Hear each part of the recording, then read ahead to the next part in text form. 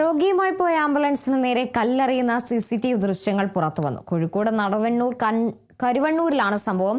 കല്ലെറിഞ്ഞ മധ്യവയസ്കനായി Perambra police അന്വേഷണം ശക്തമാക്കി.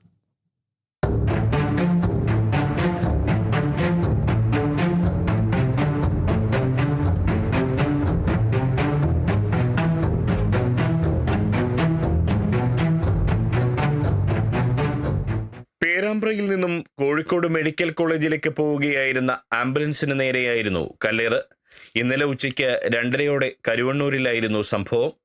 രോഗിയുമായി പോകുകയായിരുന്ന ആംബുലൻസിന് നേരെ കാൽനടയാത്രക്കാരനായ മധ്യവയസ്കൻ കല്ലെറിയുകയായിരുന്നു.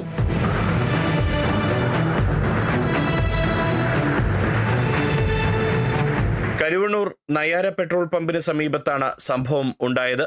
ഈ പമ്പിലെ CCTVയിലാണ് മധ്യവയസ്കൻ കല്ലെറിയുന്ന ദൃശ്യങ്ങൾ പതിച്ചത്.